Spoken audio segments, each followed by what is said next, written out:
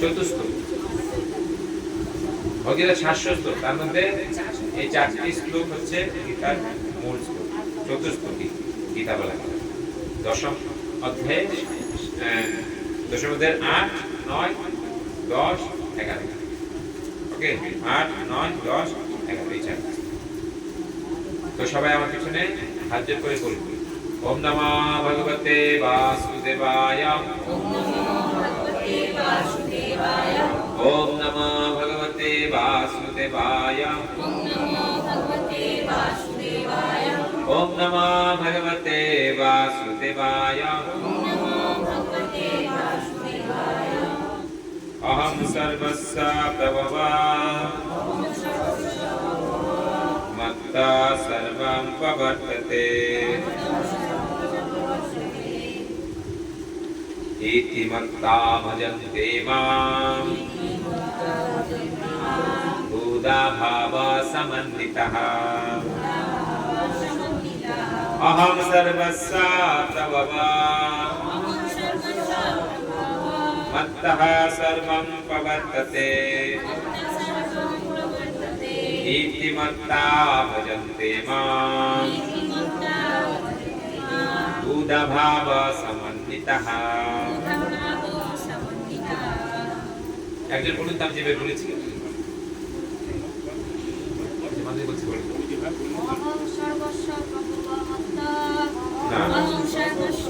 আমি যেভাবে বলেছি, অহং সর্বস্য প্রভবা মত্তা সর্বং প্রবর্ততে ইতি মত্তা ভজন্তে মাম বুধা ভাব সমন্বিতঃ। বলো, অহং সর্বস্য প্রভবা মত্তা সর্বং প্রবর্ততে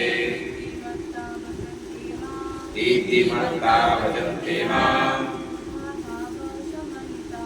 বুধা ভাব সমন্বিতঃ। কৃষ্ণ বলছেন, এই শ্লোকের শব্দার্থ অনুবাদ তাৎপর্য করেছে আন্তর্জাতিক কৃষ্ণ ভাবনাবিদ সংঘের প্রতিষ্ঠাতা আচার্য জগৎগুরু শ্রীলা প্রভুপাদ। জয় শ্রীলা প্রভুপাদ কি জয়। আমার পিছনে পিছনে শব্দার্থ বলুন, তারপর অনুবাদ বলবেন, তারপর আমি তাৎপর্য করে আলোচনা করব।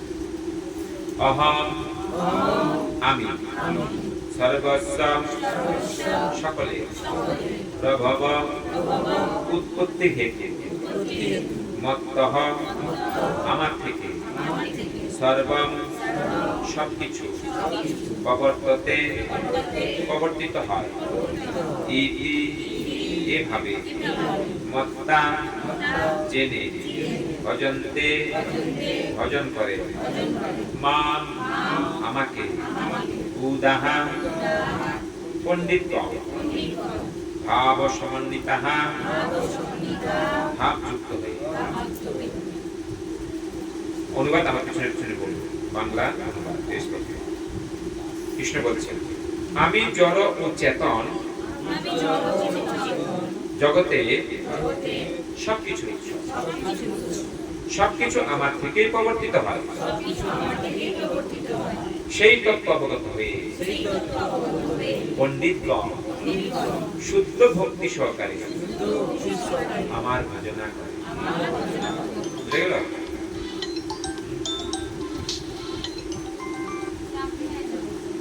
আমি ক্লাসে আছি। এখানে দেখুন কি বলছেন,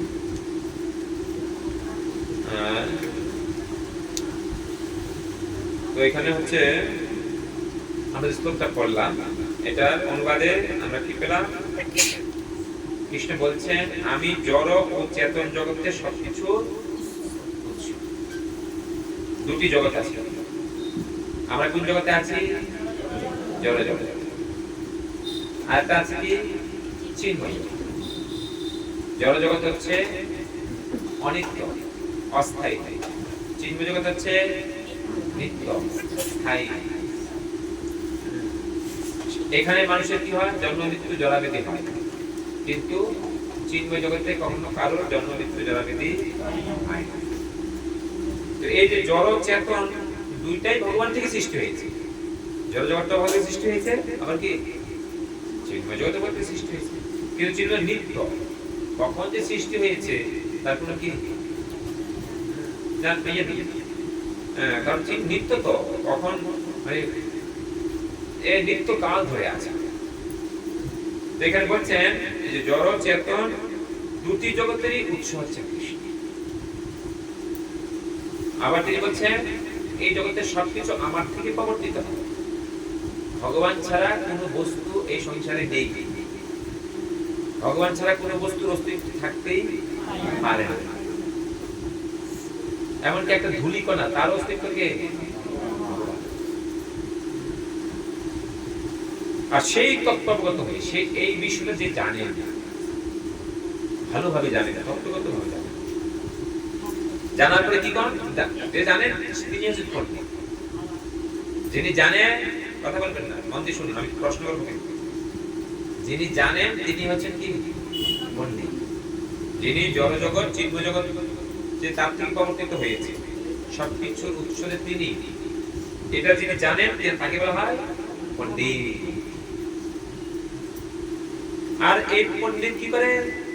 তিনি এটা জেনে শুদ্ধ ভক্তি সহকারে ভগবানের প্রতি শুদ্ধ ভক্তি সহকারে তিনি করেন তার ভজন, তার ভজন।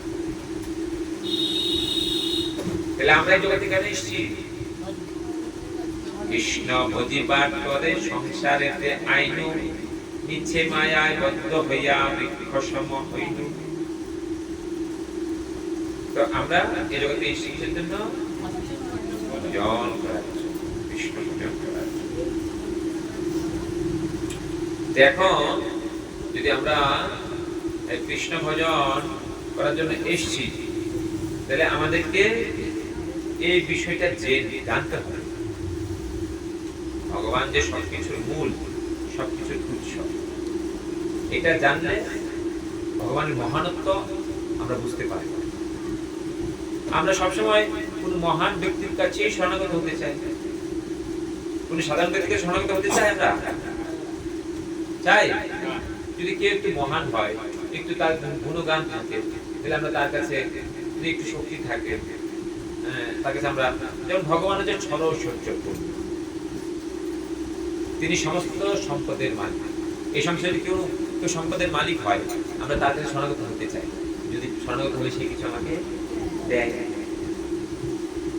কেউ যদি এই সংসারে কোনো যশ থাকতো, আমরা তার শরণাগত হই, তার ফ্যান হই। যদি এই সংসারে কারো খুব সৌন্দর্য দেখতে, আমরা তার কি হই? ফ্যান হই, ভক্ত হই। আবার কেউ কোনো বৈরাগ্য দেখায়, তার আমরা শরণাগত হই। আবার কেউ যদি ঐশ্বর্যস্য বীর্য সমগ্র, ঐশ্বর্যস্য বীর্যস্য, ঐশ্বর্যস্য সমগ্রস্য, বীর্যস্য যশস্য শ্রিয়, দেখতে খুব সুন্দর হয়, তার প্রতি আমরা আকৃষ্ট হই, তার শরণাগত হই। যদি কেউ জ্ঞানী হয়, আমরা তার শরণাগত হই। তাহলে কেউ যদি একটা, এই ছয়টার মধ্যে একটাই আংশিক রূপে লাভ করে, আমরা তার শরণাগত হতে চাই। কিন্তু ভগবান শ্রীকৃষ্ণ কি ছয়টাই ঐশ্বর্য তার মধ্যে পূর্ণরূপে বিদ্যমান, পূর্ণরূপে। এই সংসারে যদি আমরা ভারতবর্ষের একজন ধনী ব্যক্তির নাম দেন, নাম কি? মুকেশ আম্বানি। অনেক টাকার মালিক হলো, ও কি জগতের সব টাকার মালিক? জগতের ধন সম্পদের হয়তো কি একদম 1.1 টাকা, তাতেই সে কি কত বড় ধনী, তার শরণাগত কত লোক। ভগবান অনন্ত কোটি ব্রহ্মাণ্ডের মালিক, এবং কোটি কোটি মুকেশ আম্বানি সম্পদ ভগবানের কাছে কি? তাহলে যদি আমরা মুকেশ আম্বানির মতো ব্যক্তির কাছে শরণাগত হতে পারি, কেন আমরা ভগবানের জন্য শরণাগত হব না? যারা বুদ্ধিমান তারা কি শরণাগত হবে না হবে না? আমরা ভগবানের শরণাগত হচ্ছে না কেন? ভগবানের প্রকৃতি জানি না, ভগবান যে কি জিনিস, ভগবান যে কি আছে সেটা আমরা কি জানি। জানলে আর কি ভগবানের পিছন থেকে আমরা কি ছাড়তাম না, সবসময় ঘুর ঘুর ঘুর ঘুর ঘুর ঘুর। আমরা ভগবানকে জানি না বলে আমরা ভগবান থেকে কি দূরে আছি। এখানে ভগবান নিজে বলছেন এই কথা, তিনি নিজে কে, তিনি নিজে বলছেন। সেজন্য আমাদের এই বিষয়গুলো কি ভালো করে বুঝতে হবে, আর বুঝে ভগবান যে এরকম তাকে মানতে হবে, তাকে বুঝে তাকে মেনে তার শরণাগত হয়ে যখন তার ভজন করব তখন আমাদের জীবন কি হবে? ধন্য হবে, সফল হবে। মানব জীবন যে পেয়েছি সেটা সফল হবে। আর যদি সেটা না করতে পারি তাহলে জীবনটা হরি হরি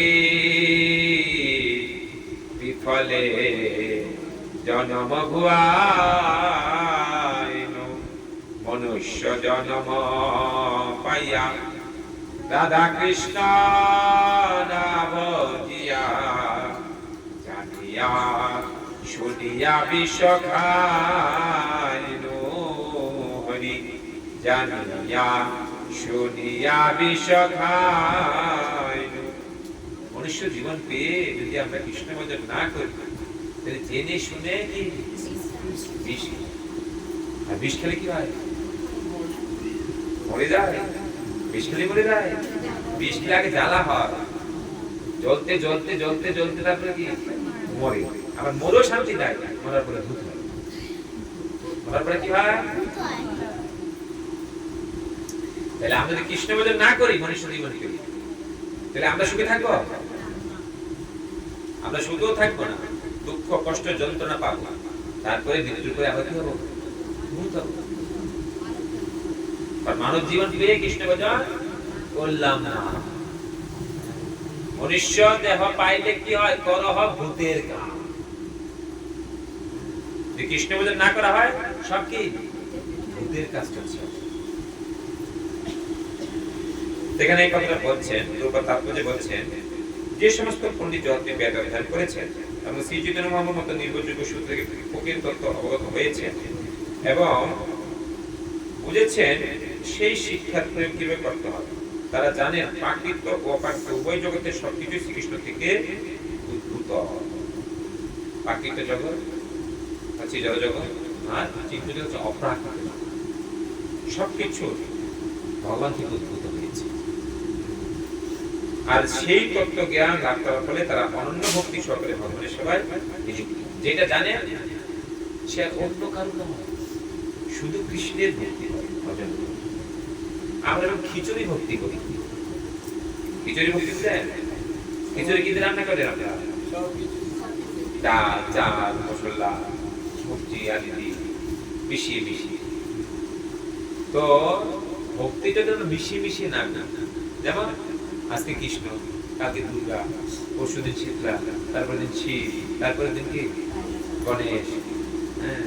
মানে ডালে চালে খিচুড়ি না। ভক্তি সেরকম নয়। কেন কি ভক্তি করতে হবে ভগবানের প্রতি? অনন্য ভক্তি। অনন্য মানে অন্য আর কারো নয়, শুধু ভগবান শ্রীকৃষ্ণ। কেন? কারণ শ্রীকৃষ্ণের ভজন করলে, ভক্তি করলে সবার ভক্তি এমনিতেই হয়ে যায়। শ্রীকৃষ্ণ হচ্ছে গাছে মূল। যারা বুদ্ধিমান তারা কি গাছের ডালপালায় জল দেবে না গোড়ায় জল দেবে? গোড়ায় জল দিলে আর কি ডালপালা দিতে হয় আলাদা করে? নাকি না আরে গোড়ায় জল দিলাম, ডালপালাটা তো শুকিয়ে যাবে, আমাকে তো ফল দেবে না, ফুল দেবে না, সেরকম কি না। গোড়ায় জল দিলে সমস্ত বৃক্ষই জল হয়ে যায়। তদ্রূপ যদি আমরা ভগবানের ভক্তি করি, কৃষ্ণের ভক্তি করি, কারোর আর কোনো কিছু করার, কারোর প্রতি কোনো কিছু করার প্রয়োজন নেই, সবাই হয়ে যায়। কারণ ভগবানের মধ্যে ৩৩ কোটি দেব দেবী কি অবস্থান করছে। তারা কখনো অপসিত মূর্খ মানুষের অপচেতনা প্রভাবিত হন না। সমস্ত বৈদিক শাস্ত্র সময় স্বীকৃত হয়েছে যে শ্রীকৃষ্ণই ব্রহ্মা, শিব আদি সমস্ত দেবদেবীদের উৎসব। বলা হয়েছে যে ব্রহ্মাণাং বিদধাতি পূর্বং যো বৈ বেদাংশ জ্ঞাপয়তি স্ম কৃষ্ণ। শ্রীকৃষ্ণ ব্রহ্মাকে প্রথমে বৈদিক জ্ঞান প্রদান করেন এবং তিনি সেই জ্ঞান আদিকালে প্রদান করেছিলেন। তারপর পুনরায় নারায়ণ উপনিষদে বলা হয়েছে অথ পুরুষ অবৈ নারায়ণ অকাময়ত প্রজা সৃজেতি। তারপর পরমেশ্বর ভগবান নারায়ণ প্রাণী সৃষ্টির ইচ্ছা করেন। উপনিষদে আরো বলা হয়েছে নারায়ণাৎ ব্রহ্মা জায়তে নারায়ণাৎ প্রজাপতি প্রজায়তে নারায়ণাৎ ইন্দ্র জায়তে নারায়ণাৎ অষ্টপশুভ জায়তে নারায়ণাৎ একাদশ রুদ্র জায়তে নারায়ণাৎ দ্বাদশ আদিত্য। নারায়ণ হতে ব্রহ্মার জন্ম হয়, নারায়ণ হতে প্রজাপতির জন্ম হয়, নারায়ণ হতে ইন্দ্রের জন্ম হয়, নারায়ণ হতে অষ্টপশুর জন্ম হয়, নারায়ণ হতে একাদশ রুদ্রের জন্ম হয় এবং নারায়ণ হতে দ্বাদশ আদিত্যের জন্ম হয়। এই নারায়ণ শ্রীকৃষ্ণের সাংসদ। নারায়ণ থেকে সব হয়। আর এই নারায়ণ হচ্ছে ভগবানের কি শ্রীকৃষ্ণের অংশপ্রকাশ, অংশের অংশের অংশ। তাহলে দেখুন, তাহলে কৃষ্ণ হচ্ছে কি পূর্ণ, কৃষ্ণ হচ্ছে পূর্ণ। যেমন আমাদের শরীরে কয়টা অঙ্গ আছে? মাত্র 5টা। কত অঙ্গ? আমাদের শরীরে বিবিধ অঙ্গ আছে। এখন আপনি কোন অঙ্গকে খাবার দেবেন? হ্যাঁ, উদরে তো উদর পাবে, অন্য অঙ্গগুলো কি পাবে? পাবে? হাতের শক্তি হবে, পায়ের শক্তি হবে।